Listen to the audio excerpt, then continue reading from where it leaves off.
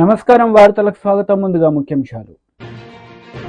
మాజీ CM Jagan press meet, పలు అంశాలపై వివరణ.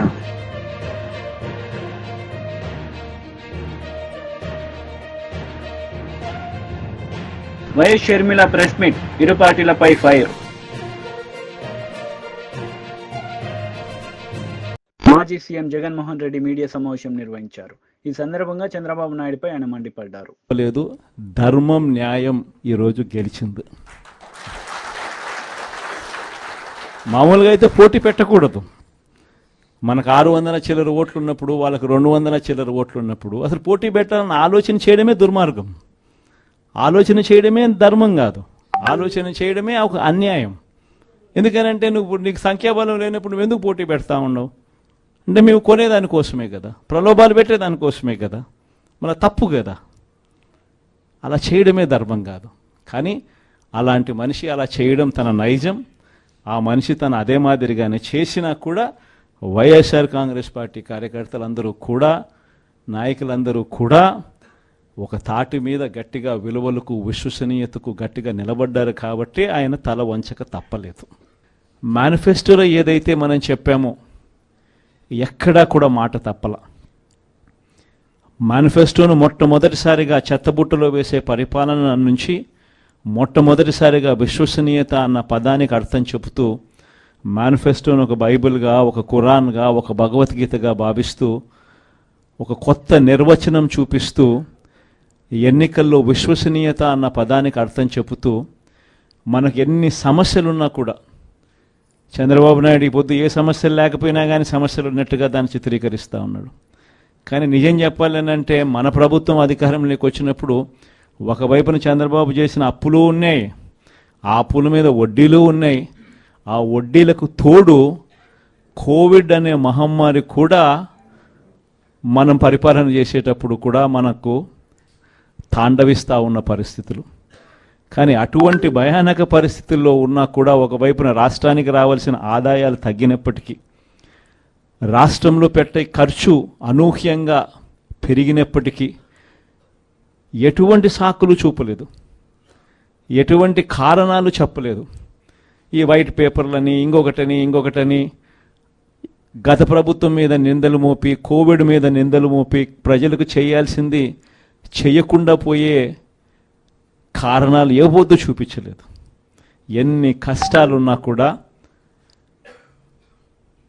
చిక్కటి చిరునవ్వుతోనే ప్రతి ఒక్కరికి కూడా, ప్రతి ఇంటికి కూడా మంచి చేస్తూ, ఇదిగో ఈ నెలలో ఈ కార్యక్రమం చేస్తాం, ఇదిగో ఈ నెలలో ఇది చేస్తాం, ఇదిగో ఈ నెలలో ఇది చేస్తాం, ఇదిగో ఈ నెలలో ఇది చేస్తామని చెప్పి గతంలో ఎప్పుడూ జరగని విధంగా ఏకంగా బడ్జెట్లో ఒక క్యాలెండర్ రిలీజ్ చేసి గత 5 సంవత్సరాల పాలనలో కూడా ఏ నెలలో ఏం చేస్తాము అని చెప్పి క్యాలెండర్ రిలీజ్ చేసి బటన్ నొక్కి నేరుగా ప్రతి ఇంటికి డోర్ డెలివరీ చేసిన చరిత్ర గతంలో ఎప్పుడూ కూడా జరగల.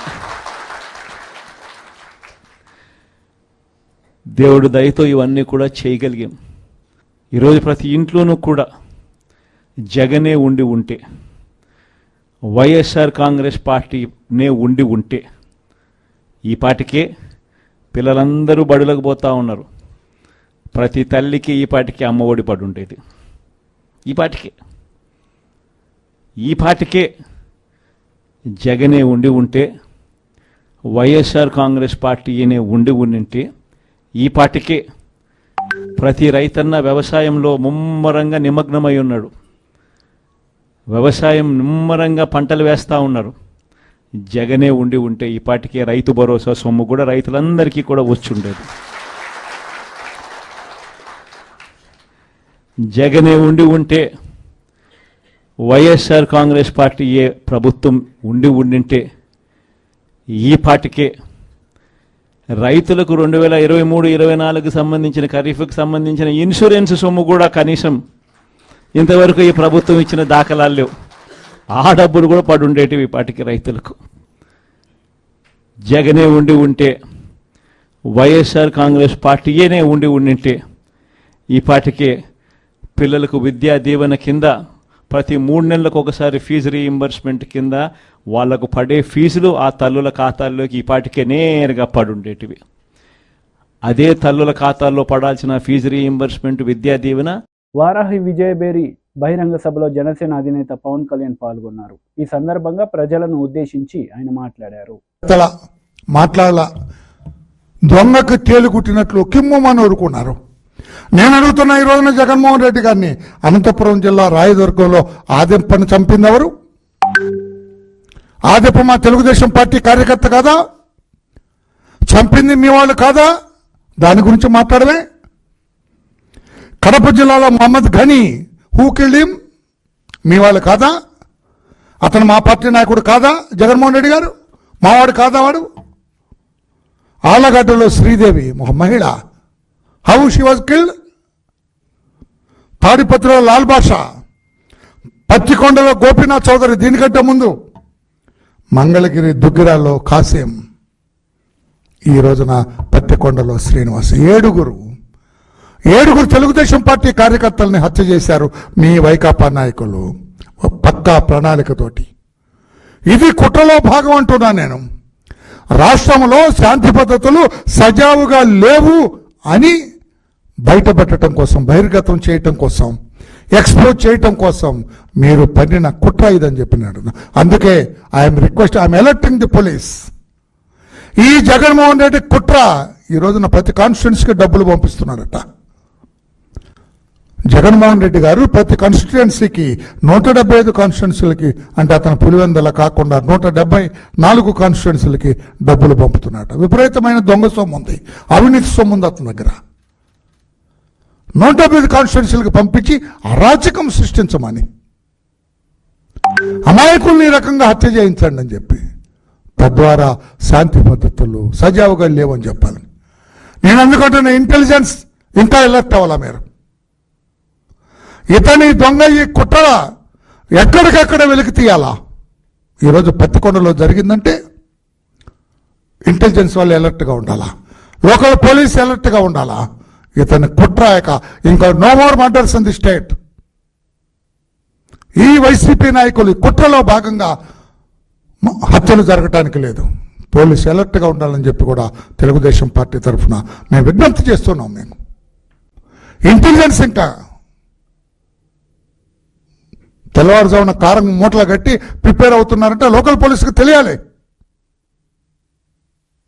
ఇంకా కట్టుదిట్టంగా చేసి జగన్మోహన్ రెడ్డి కుట్ర సాగటానికి లేదు. రాష్ట్రంలో బ్రహ్మాండమైన పరిపాలన, అనుభవజ్ఞుడు నాయకుడు ఉన్నాడు ఇక్కడ ముఖ్యమంత్రిగా. లా అండ్ ఆర్డర్ ఎలా మెయింటైన్ చేయాలో సుస్పష్టంగా క్షుణ్ణంగా తెలిసిన నాయకుడు ఈ రోజున ఉన్నాడు. ఏం ఆషామాషిగా రోజుకి 18 గంటల నిద్రపోయే నాయకుడు కాదు ఇక్కడ ఉంది. 14 గంటలు మేలుకొని ప్రజా సంక్షేమం కోసం, రాష్ట్రంలో శాంతి భద్రతలు సజావుగా ఉండాలని తాపత్రయపడే నాయకుడు, అన్నీ తెలిసిన నాయకుడు ముఖ్యమంత్రిగా ఉన్నారు. నువ్వు ఎన్ని కుట్రలు పన్నినా, ఇటువంటి హత్యలు ఎన్ని జరిగినా కూడా రాష్ట్రంలో శాంతి భద్రతకి విఘాతం కలిగించలేరు జగన్మోహన్ రెడ్డి గారు.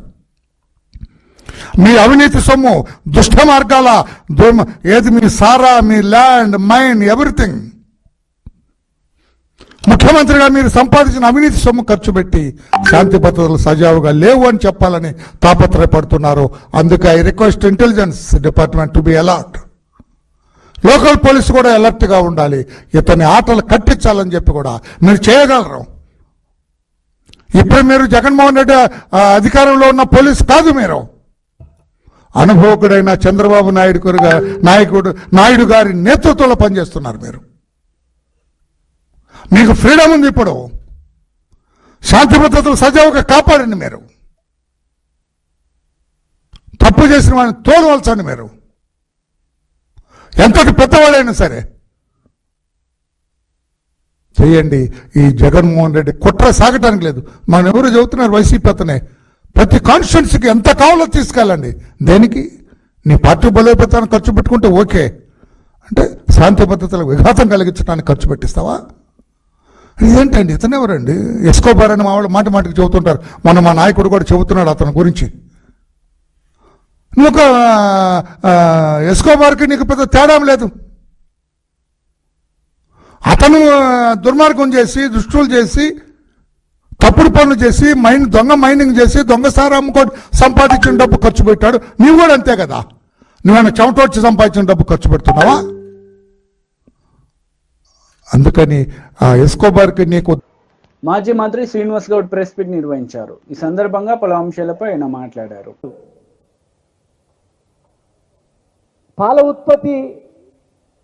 పాల ఉత్పత్తి ఏమైనా నష్టం వస్తుందా? పాలు గిరాకీ లేవా? ఒక హైదరాబాద్లోనే 30 లక్షల లీటర్లు అవసరం ప్రతిరోజు. కానీ ఇలా తెలంగాణ పాలు 5 లక్షల వరకు కూడా వీళ్ళు చేయలేకపోతున్నారు. 5 లక్షల లీటర్లు పోగు చేస్తే 2.5 లక్షలు మా ఉమ్మడి మహబూబ్నగర్ జిల్లా నుంచి వస్తాయి. టోటల్ తెలంగాణ మొత్తానికి 50% మా మహబూబ్నగర్ నుంచే సప్లై ఇస్తుంది. 30 లక్షలు రోజు ఖర్చు పెట్టే ఈ హైదరాబాద్లో ఉన్న 5 లక్షల లీటర్లు కూడా మీరు డబ్బులు ఇస్తలేరంటే మరి మిగతా 20 లక్షల లీటర్లు ఎక్కడి నుంచి వస్తున్నాయి? పాలు కల్తీవా మంచివా? ఏ రాష్ట్రం నుంచి వస్తున్నాయి? ఈడ పాలు విండి ఉదయం విండి గంట లోపల మీకు పాలు ఇచ్చే రైతులను వదిలిపెట్టి ఈ రైతులను డబ్బులు ఇవ్వకపోతే తెలంగాణ డైరీ మూసేయాలనే కుట్ర ఇది. తెలంగాణ డైరీని పుయ్యాలి, ఆంధ్ర డైరీని పెంచాలి. ఇలా గుంటూరు నుంచి విజయవాడ నుంచి పాలు వస్తున్నాయి. ఆ పాలు మంచి పాల కల్తీ పాల ఎవరిని తెలుసు? వాళ్ళకు కూడా జనాభా వస్తుంది కదా. మరి వాళ్ళకు కూడా అంత జనాభా ఉన్న దగ్గర అంతకన్నా ఉత్పత్తి పాలను ఎవరైనా విశ్లేషించినరా? మనకన్నా జనాభా ఆంధ్రలో ఎక్కువ ఉంది. మరి వాళ్ళకు కూడా 1,00,000 లీటర్లు అవసరం కదా. మరి ఆ 1,00,000 లీటర్లు అవసరం ఉంటే వాళ్ళకి సరిపోని ఉత్పత్తి ఉందా? లేదు. మరి సరిపోని ఉత్పత్తి లేనప్పుడు ఆంధ్ర పాలు 25 లక్షల లీటర్లు ఇతర రాష్ట్రాల నుంచి ఇక్కడ ఎట్లా ఎక్కడి నుంచి వస్తున్నాయి? ఆ పాలు ఏం పాలు? అంతకుముందు టీవీలో యూరియాతో తయారు చేస్తున్నారు, పౌడర్తో తయారు చేస్తున్నారని చెప్తున్నారు. మరి ఇలా క్యాన్సర్ రోగాలు వస్తున్నాయి, రకరకాల జబ్బులు వస్తున్నాయంటే పాల నుంచి కూడా, కల్తీ పాల నుంచి కూడా క్యాన్సర్ వస్తుందని చెప్పి డాక్టర్లు చెప్తున్నారు. మరి ఆ పాలు కల్తీ పాలు తెచ్చి హైదరాబాద్లో దాపుతున్నారు.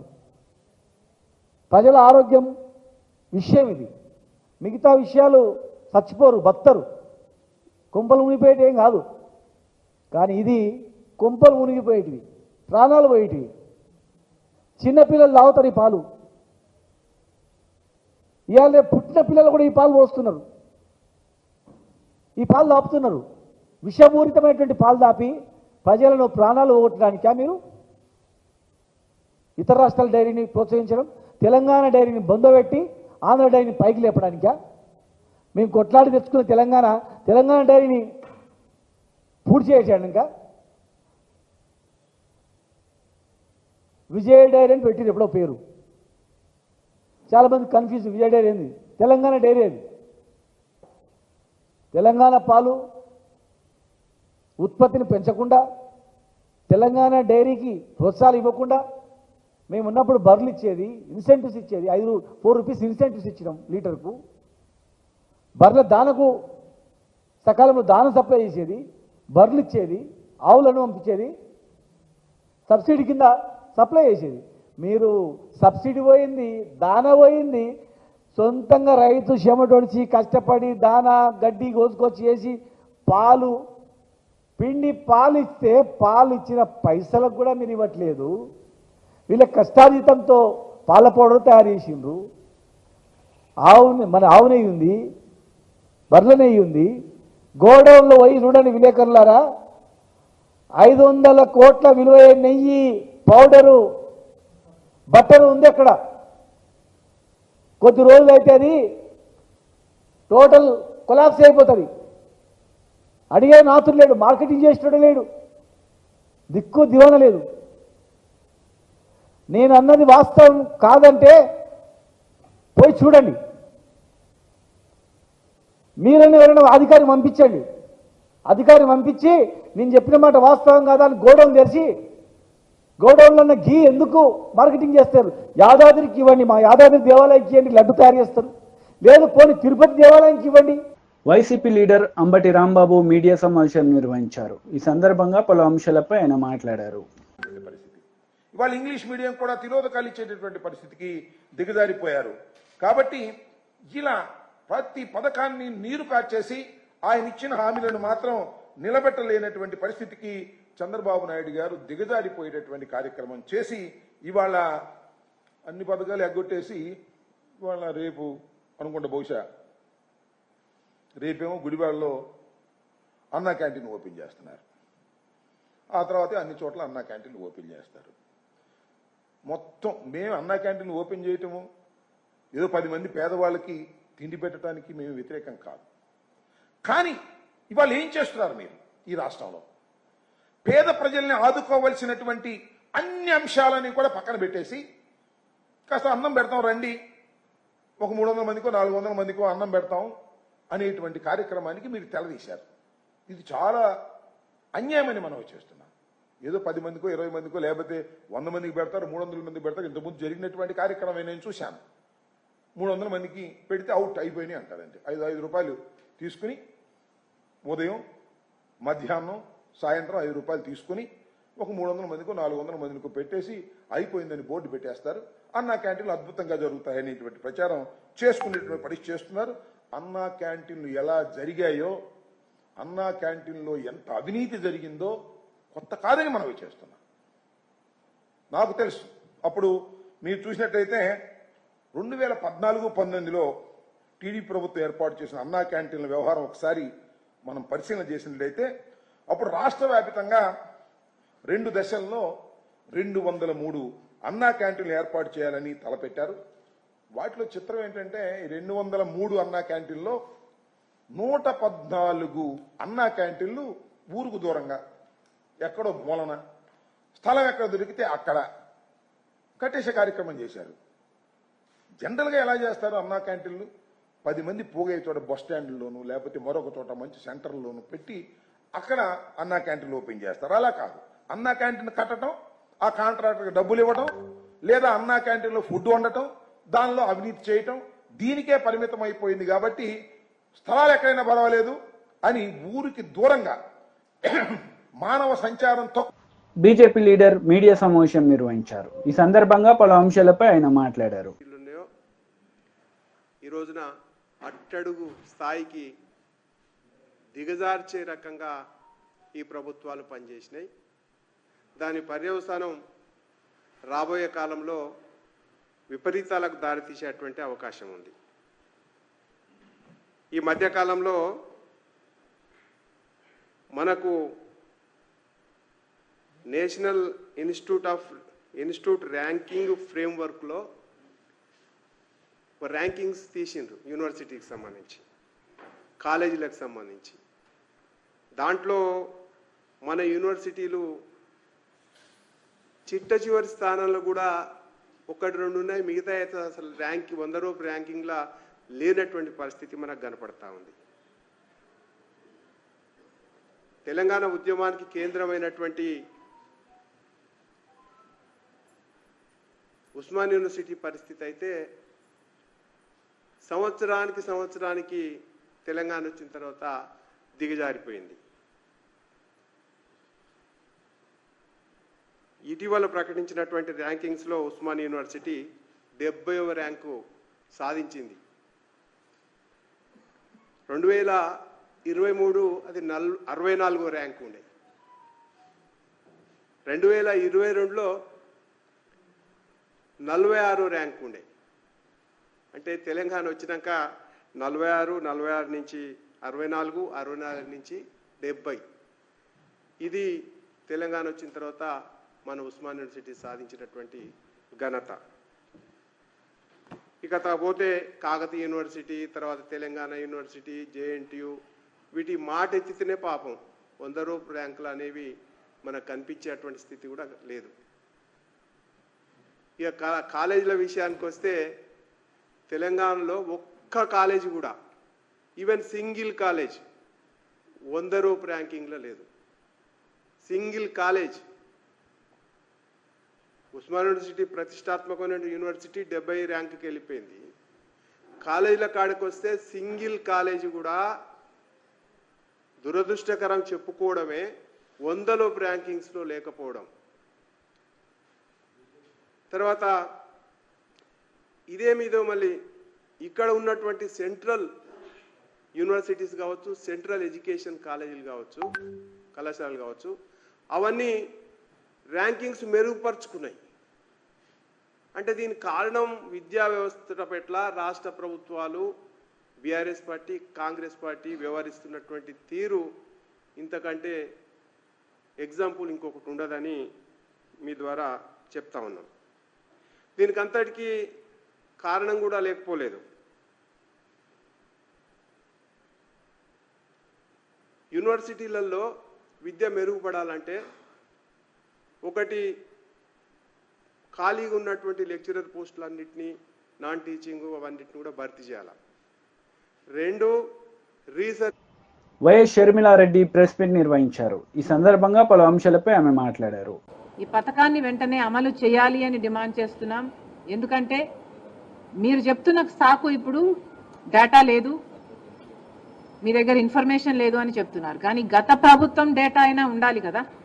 గత ప్రభుత్వం పథకం మీరు ఫాలో అవుతున్నప్పుడు కనీసం ఆ మేరకైనా మీరు ఇవ్వాలి కదా. అంటే 1 చైల్డ్ పర్ ఫ్యామిలీకి 1 చైల్డ్ అయినా ఆ డేటా అయినా మీ దగ్గర ఉంటుంది కదా. Why not start with them? మళ్ళీ కొసరు ఏదన్నా ఉంటే మళ్ళీ మీరు యాడ్ ఆన్ చేసుకోవచ్చు. కానీ అసలే ఇవ్వకపోవడం, అది కూడా జూన్, జూలై ఈ మాసాలలో ఇస్తే ఆ తల్లులకు పనికొచ్చే పథకం ఇది. కాబట్టి చంద్రబాబు గారు ఈ పథకం తల్లి దీవెన, అదేనా, తల్లికి వందనం, ఈ పథకం కింద ఏ మాత్రం వీలున్నా కనీసం 1 చైల్డ్కైనా ఇవ్వాలని కాంగ్రెస్ పార్టీ కోరుతుంది. అలాగే మహిళలకి ఉచిత బస్సు, దీంట్లో ప్రాబ్లం ఏమిటో మాకైతే అర్థం కావటం లేదు. సూపర్ 6లో భాగంగా మీరు మహిళలకి బస్సులో ప్రయాణం ఉచితం అని మీరు చెప్పారు. మరి దీంట్లో విధి విధానాలు ఏముంటాయి? మహిళలు అన్నాక మహిళలే కదా. ఒక మహిళ బస్సు ఎక్కితే 0 టికెట్ ఇవ్వాలి, ఫ్రీ టికెట్ ఇవ్వాలి. It's as simple as that. Telangana ప్రభుత్వము అధికారంలోకి వచ్చిన వెంటనే ఈ పథకాన్ని అమలు చేయగలిగినప్పుడు మీరు అధికారంలోకి వచ్చిన వెంటనే ఇదే పథకాన్ని, మహిళలకు ఫ్రీ టికెట్ ఇచ్చే పథకాన్ని ఎందుకు అమలు చేయలేకపోతున్నారో మాకు అర్థం కావటం లేదు. కనీసం ఇంత చిన్న పథకాన్ని కూడా అమలు చేసే ధైర్యం మీరు కనపరచకపోతే ఇది ఎలా అర్థం చేసుకోవాలో కూడా ప్రజలకు అర్థం కావటం లేదు. కాబట్టి కనీసం ఈ పథకం, మహిళలకు ఉచిత బస్సు అనే ఈ పథకమైనా వెంటనే అమలు చేయాలని కాంగ్రెస్ పార్టీ డిమాండ్ చేస్తుంది. తర్వాత రైతులకు ఏటా 20,000 ఇస్తామని చంద్రబాబు గారు చెప్పారు. మరి దానికి విధి విధానాలు అంటున్నారు. 80 లక్షల మంది రైతులు, కనీసం మీరు జూన్, జూలైలో ఇస్తే వాళ్ళకి పంట వేసుకోవడానికైనా పనికొచ్చేది. అది ఇవ్వకపోగా, అది ఎప్పుడు ఇస్తారా అని రైతులందరూ ఎదురు చూస్తుంటే అది ఇవ్వకపోగా విత్తనాల కోసం కొన్ని చోట్ల లైన్లలో నిలబడుతున్నారు అని మేము అడిగితే మమ్మల్ని ఎద్దేవా చేశారు. సరే పర్వాలేదు, రైతులు కష్టాలలో ఉన్నారు, వరదలు వచ్చాయి, పంటలు చాలా మందికి నష్టపోయారు. దాదాపు 2 లక్షల ఎకరాలలో నష్టం జరిగింది. కనీసం రైతు 15,000 రూపాయలైనా ఎకరాకు ఖర్చు పెట్టుకున్నాడు. మరి వాళ్ళకి మీరు నష్టపరిహారం చెల్లించండి అని మేము అదే పనిగా వరద ప్రాంతానికి వెళ్ళి నీళ్ళ నెక్ డీప్ వాటర్లోకి దిగి మరీ హైలైట్ చేసినా కూడా చంద్రబాబు గారి కంటికి కనిపించలేదు. మరి అలాంటి రైతులని, వరద ప్రాంతాలలో మునిగిపోయిన ఆ పంటల్ని పరిశీలించినట్టుగా మాకు చంద్రబాబు గారు కానీ, పవన్ కళ్యాణ్ గారు కానీ, పురంధేశ్వరి గారు. టీడీపీ లీడర్ మీడియా సమావేశం నిర్వహించారు. ఈ సందర్భంగా పలు అంశాలపై ఆయన మాట్లాడారు. జోగి రమేష్ గారు ఒప్పుకున్నట్లు చంద్రబాబు నాయుడు గారి ఇంటి మీద చేసిన దాడికి సంబంధించి చట్టం తన పని తాను చేసుకుంటూ పోతుంది. ఎవరైతే ఆ కేసుని పరిశీలిస్తున్నారో లేదా ఇన్వెస్టిగేట్ చేస్తున్నారో అధికారులు చర్యలు తీసుకుంటారు. కానీ నిన్న జరిగిన సంఘటన ఏదైతే ఉందో వారి కుమారుడు అరెస్టు, అది కేవలం అగ్రిగోల్డ్ భూములకి సంబంధించిన విషయంలోనే అరెస్ట్ అయ్యారని చెప్పేసి మనం చేస్తా ఉన్నాను. అది కూడా ప్రభుత్వం ఏదో ఉద్దేశపూర్వకంగా అరెస్ట్ చేసింది కాదు. అగ్రిగోల్డ్ సంస్థ తమ భూములు అన్యాక్రాంతం అవుతున్నాయి, తమ భూముల్ని తప్పుడు ధృవీకరణ పత్రాలతో లేదా తప్పుడు డాక్యుమెంట్స్తో ఆక్రమించుకుంటున్నారని చెప్పేసి కేసు ఇచ్చిన సందర్భంలో ఈ అరెస్టులు జరిగినాయి అని చెప్పేసి మనం చేస్తాను. ఈడీ అటాచ్మెంట్లో ఉన్న భూముల్ని జోగి రమేష్ గారి కుటుంబం అంటే వారి కుమారుడు కానివ్వండి, వాళ్ళ బాబాయ్ కానివ్వండి, ఇంకా అనేక మంది అధికారుల సహకారంతో ఆ రోజు అధికారంలో ఉన్న మంత్రిగా ఉన్న జోగి రమేష్ గారి కుటుంబ సభ్యులు ఈ భూమిని చట్ట వ్యతిరేకంగా కొని విక్రయించారు కాబట్టి ఈరోజు అరెస్టు జరిగింది, కానీ వేరే ఉద్దేశం కాదని చెప్పేసి నేను చాలా స్పష్టంగా తెలియజేస్తా ఉన్నాను నేను. ఎందుకంటే ఈ అగ్రిగోల్డ్ సమస్య అనేది ఇటీవల వచ్చిన సమస్య కాదు. అది 2014-2019 మధ్యలోనే ఈ అగ్రిగోల్డ్ సమస్య అందరికీ తెలిసిందే. చాలామంది డిపాజిట్లు కోల్పోయారు. వారి ఆస్తుల్ని మరి అన్యాక్రాంతం కాకుండా ఆస్తుల ద్వారా ఎవరైతే పెట్టుబడి పెట్టారో ఆ కంపెనీలో వారికి న్యాయం చేయాలనే ఆలోచనతో మరి 2000 జీవో నెంబర్ 117/14/8/2018 జీవో నెంబర్ 133 17/10/2019 స్పష్టంగా ఆదేశాలు ఇచ్చారు. విజయవాడ రూరల్లోని అంబాపురం గ్రామంలో అగ్రిగోల్డ్కు ఉన్న భూములు ఈడీ అటాచ్మెంట్లో ఉన్నాయి. దానికి సంబంధించి ఇందాక ఇచ్చిన జీవోలు ఈడీ అటాచ్మెంట్ ఉన్న భూములను కూడా కొనుగోలు చేయటం ఎంతవరకు సబబో ఒకసారి ఆలోచన చేయాలి. అంతేకాకుండా కొన్న జోగి రమేష్ గారి కుటుంబ సభ్యులే స్వీయ ధృవీకరణతో సెల్ఫ్ అసెస్మెంట్ అంటే సెల్ఫ్ కరెక్షన్ ఒక సర్వే నెంబర్ నుంచి 88 సర్వే నెంబర్ నుంచి 87 సర్వే నెంబర్కి ఏ విధంగా మార్చారో కూడా సమాధానం చెప్పాల్సిన అవసరం ఉంటుంది. అంతేకాకుండా దేదీపి అనే సర్వేయర్ లాగిన్లో నుంచి దేదీపి గారికి తెలియకోకుండా ఆ సర్వేయర్ గారి ఉన్నతాధికారులు ఎవరైతే ఉన్నారో వారిని వినియోగించి సర్వే చేసినట్టు తప్పుడు రికార్డ్స్ కూడా ఇచ్చారని చెప్పేసి మరి ఎంక్వైరీలో తేలిన విషయాన్ని కూడా మరి వారి దృష్టికి ప్రజల దృష్టికి తీసుకొస్తూ ఉన్నా నేను. అంతేకాకుండా చాలా చెప్పారు. చుట్టుపక్కల 87 సర్వే నెంబర్ వార్తలు ముగించే ముందు ముఖ్యాంశాలు మరోసారి. మాజీ సీఎం జగన్ ప్రెస్ మీట్, పలు అంశాలపై వివరణ.